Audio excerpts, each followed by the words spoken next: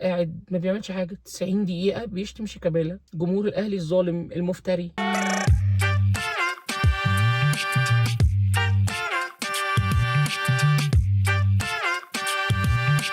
الاعلام المصري لما يحب يعمل نفسه كفيف او لما يحب يعمل نفسه مش شايف، الاعلام الرياضي المصري لما يبقى فيه موقف في صالح الاهلي. احنا منين؟ استنى عشان ما بشوفش. ايه ده؟ لا مش حاسس. لكن لما يبقى في موقف احنا ممكن نكبره ونفخمه ونقعد ننفخ فيه عشان ده هيجي يضر الاهلي او ضد الاهلي، يلا كلنا نفتح برامج، يلا كلنا نتكلم، يلا كلنا نصيح، يلا كلنا ناخد مداخلات وناخد اراء ونسمع اراء نجوم وننزل بوستات على الفيسبوك نكتب فيها 22 غير 22. فالحقيقه وانا اتكلمت ساعتها في القصه دي لان اكيد 22 بتاعت عمي وعمك وعم الاستاذ اللي بيتفرج والاستاذه اللي بتتفرج والاستاذ اللي واقف هناك والناس اللي بتجري في الكومنتات دي وكل الناس دي. محمد ابو تريكه ما يتقارنش باي شخص، بس احنا لازم نحط اسم ابو تريكه في وسط الحته لان ابو تريكه ده صاحب الشعبيه اللي محدش اكيد هيقول ان امام عاشور زيه. لكن لو امام عاشور بيتضر احنا مش من هنا. فخلونا نقول الكلمتين المهمين اللي في الاول وبعدين نخش في الموضوع ده بالتفصيل، لان الحقيقه في ماتش الديربي كان في كام لقطه انا لحد دلوقتي ما شفتش واحد يوحد ربنا عنده برنامج من الساده الافاضل الاعلاميين طالع يتكلم فيها. فنبتدي بالكلمتين المهمين وفكرني وافكركم ونقول يا جماعه تاني وتالت ورابع، ادعوا لاخواتكم في فلسطين، خليكم وراهم، ادعموهم يا اخوانا. الخطوره ما بقتش على فلسطين بس والخطوره مش على غزه بس، ربنا يحفظ مصر. الموضوع بقى داخل علينا احنا كمان. يا ريت الناس تصحى وتاخد بالها، يا ريت تتكلموا على فلسطين وتدعوا لهم، ادعوا لهم في السر وفي العلن، ادعموهم في السر وفي العلن، رجعوهم تاني ترند، خلوا الناس تتكلم عليهم. ان شاء الله ان شاء الله هنعيش ونشوف اخواتنا منتصرين والخريطه كلها مكتوب فيها فلسطين. ومن هنا لنهايه فبراير تاني وتالت ورابع ربنا يرحم ال 74 جميعا، ربنا يرحم ال 20، ربنا يرحم ال 48 اللي توفوا سنه 74، وربنا يرحم عمرو فهمي. عمرو فهمي اللي كانت ذكرى وفاته امبارح، وللاسف الواحد من كتر ما كان طالع غضبان ومتضايق وبيتكلم حتى ما خدتش بالي ان امبارح 23 فبراير. فربنا يرحم عمرو فهمي وربنا يرحمهم جميعا، نحتسبهم عند الله جميعا من الشهداء، وربنا يصبر اهاليهم واحبابهم. خلونا نخش في موضوع الفيديو، لان موضوع الفيديو انا مش هتكلم كتير او مش هطول كتير، بس انا هتكلم في نقطه بكل بساطه. انا قلت والناس اللي اتفرجت حتى على اللايف بعد الماتش، اللايف طلعت متاخر شويه لان انا كنت في الاستاد الماتش ده، كنت في درجه اولى. انا دخلت ساعه ما اللعيبه كانت بتبتدي تسخين، انا دخلت الماتش والكلام ده اللي انا بحكيه ده مش حد حكيهولي، مش حد قالهولي، مش اصل كاميرات تلفزيون مش عارف ايه، انا قاعد شايف المشهد كامل متكامل. عشان بس اي حد هيطلع يحور في الحوار ده هيسمع مني كلام يعني اسوأ ما يمكن. بكل بساطه النادي الاهلي نازل يسخن، عدى علينا سنين وسنين كنا بنشوف لعيب، طبعا مش بقلل منه ولا حاجه، كل التحيه والدعم للاسطوره الحيه شيكابالا، اسطوره نادي الزمالك. طبعا كل التحيه للاسطوره من رابطه محبي الاسطوره الحيه الكابتن شيكابالا من جماهير النادي الاهلي. ووش السعد، واظن الموضوع واضح وضوح الشمس يعني ان هو وش السعد علينا، لدرجه ان انا كريت تشانل على الانستجرام، هبقى اسيب لكم لينك الانستجرام. يعني انا كريت تشانل على الانستجرام اسمها رابطه محبي وش السعد شيكابالا من جماهير النادي الاهلي. الحقيقه ان انا مفتقد جدا الراجل ده في الملعب في ماتشات الديربي، بس ده مش موضوعنا او قصتنا دلوقتي. هبقى اسيب لكم لينك الانستجرام وهبقى انزل لكم الشانل دي ستوري ولا حاجه، يعني موضوع تاني ده انا هنتكلم فيه بعدين. الحقيقه ان قعدنا سنين بنشوف ان لعيب زي شيكابالاش بينزل في ماتشات الديربي ساعه التسخين. الطبيعي والمتعارف عليه ان كل فريق بيسخن ناحيه جمهوره، ودي حاجه يعني بسيطه وسهله وما فيهاش اي فكاكه من الاخر يعني. فالكابتن شيكابالا كان دايما ينزل يروح يجري، يروح لحد جماهير الاهلي، يقعد يتمشى تحت مدرج الاهلي، يروح لحد اخر الملعب من ناحيه جماهير الاهلي اي حاجه، ويرجع تاني عشان يستفز الجماهير فيتشتم. شيكابالا كان يبقى قبل ماتش الاهلي والزمالك بثلاث اربع ماتشات بيروح يحتفل مع جماهير نادي الزمالك ويشتم في الاهلي ويغني ويعمل، فلما يعمل الحركات دي يتشتم فيطلع في البرامج.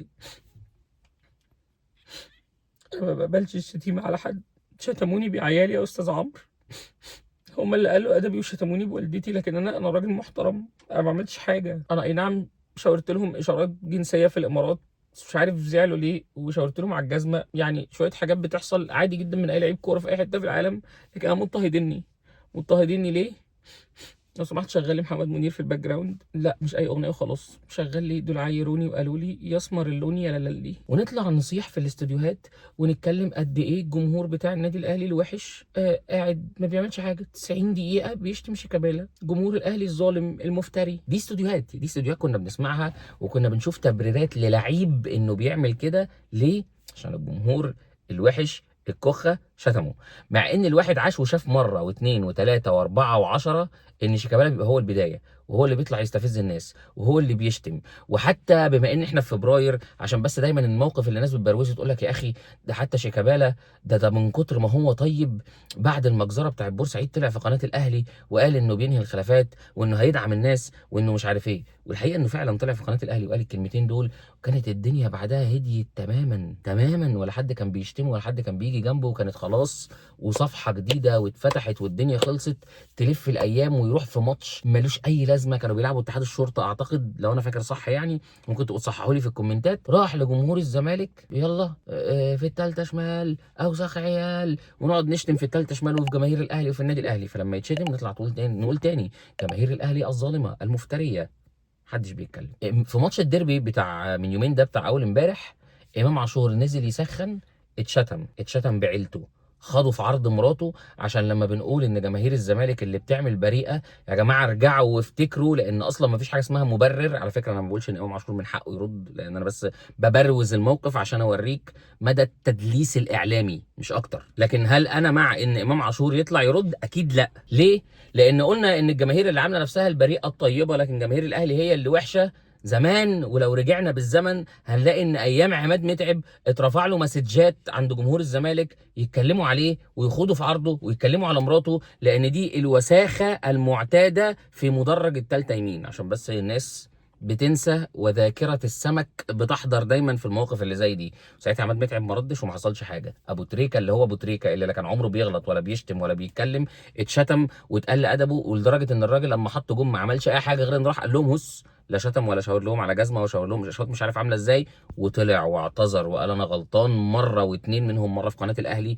والناس برضو لو بتنسى ترجع وتدور وتفتكر. فلما يبقى لعيب زي امام عاشور بيتخاط في عرضه فتره التسخين، عمال يتشتم يتشتم يتشتم، لدرجه ان جمهور الاهلي ابتدى يهتف هتافات لامام عاشور يحييه يشجعه. واتهتف الهتاف بتاع امام عاشور يا رايق البت البيضه بتتضايق، كنوع من انواع الدعم والتقطيع اللي بيحصل هناك، انك بيبقى صوتك انت اعلى وتدعم، ويبقى صوتك انت موجود عشان تدعم اللعيب بتاعك، وتبقى نفسيا بتديله المسانده المطلوبه قبل الماتش. امام عاشور في نص الماتش اتشتم تاني في لقطه كان موجود فيها ناحيه الجول بتاع الزمالك، بس ساعتها اتشتم شتيمه اقل شويه، وهو لوحده الحقيقه اللي اتشتم. طبعا يعني جماهير الزمالك مشكوره ما شاء الله، اللهم صل على النبي، مش عايز احسدهم على اخلاقهم، يعني ما شتموش مراته ساعتها في الموقف اللي زي ده. استنيت بقى بعد الماتش، او مش بعد الماتش في الملعب، لان بعد الماتش في الملعب اول ما الحكم صفر، وانا لحد اللحظه دي اقسم بالله ما اعرف الكلام ده جه في التلفزيون ولا لا، اول ما الحكم صفر واللعيبه ابتدت تطلع وكان الواحد قايم خلاص طالع من الماتش، سمعنا جمهور الزمالك بلا اي سبب بلا اي هدف بيشتم في النادي الاهلي. دي برضو جماهير الزمالك اللي لا بتتعاقب وبنغير لها اللوائح، ولما بتشتم مره واثنين وثلاثه فالمفروض طبقا للائحه في العقوبه الثالثه ان الزمالك يلعب ماتشين من غير جمهور، بنطلع نقول لا، اصل في اللائحه بند رقم 753 فقره د بتقول ان من حقك تمنع الناس اللي حضرت مش الجماهير كامله، فاحنا هنمنع 2000 مش عارف وكام اللي هم كانوا حاضرين الماتش.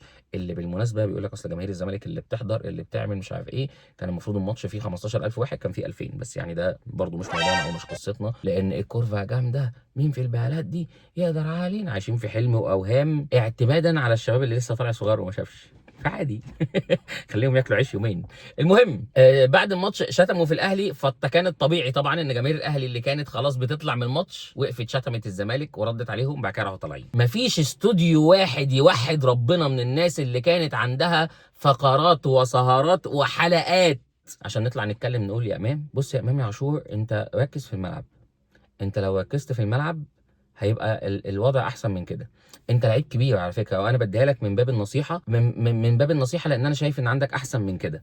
فلو سمحت يا امام يا عاشور بعد اذنك انا عايزك تركز في الملعب اكتر من كده، لان انت تقدر تعمل ارقام احسن من اللي انت بتعملها بكتير. او ممكن تطلع تلبس بدله بيضاء، لا مش بدله بيضاء الحقيقه، هي بدله سودة في اسود عشان ده اليونيفورم الجديد بتاع اون سبورت، بس انت من جواك ابيض ابيض ابيض وبتحاول تبين انك مش ابيض، وتطلع وتقف كده في البرنامج تبقى ماسك الكارتين في ايدك. انا هوجه رسالتي لامام عاشور. الحقيقه انا مش عارف ليه الناس بتقول لي اشجان، انا مش عارف جابوا الاسم ده منين، انا ما بحبوش. ويا ريت يا امام بعد اذنك تركز في الملعب، يا امام لو سمحت ركز في الملعب. وانا ابقى اؤيد هذه النظره، فكره ان امام عاشور مش بيدور على المستوى لكن بيدور على اللقطه، مفيش موهبه بتستمر في الملعب بالمنظر ده، والامثله كتير. الامثله كتير. انا طبعا هعمل نفسي مش شايف دلوقتي يا امام عاشور انك هداف الدوري المصري، وبالتالي طبعا هداف النادي الاهلي في الدوري، هداف دوري ابطال افريقيا، وبالتالي هداف النادي الاهلي في دوري ابطال افريقيا. انت في المجمل مش بس احسن لاعب في مصر يا ابني، انت احسن لاعب في افريقيا كلها فنيا. لكن انا مش هتكلم في المواضيع دي، انا عايزك تركز في الملعب اكتر يا امام لو سمحت بعد اذنك. طبعا انا قلت امبارح حتى في لايف تيك توك ان انا مش هتكلم على الاستوديو بتاع قناه البريمو. يعني استوديو بيقدمه واحد زي الاستاذ نيمور الشهير بالشرس، استاذ اسلام صادق، وبيقعد معاه السيد الفاضل رئيس هيئه المضانيق المدنق الاكبر الكابتن رضا عبد العال، بيسند معاهم الكابتن محمود ابو الدهب بالسنيد اللي بيقعد عشان يبقى اسمه في واحد اهلاوي في الاستوديو ويقعد جنبهم يقول له ايوه عندكم حق.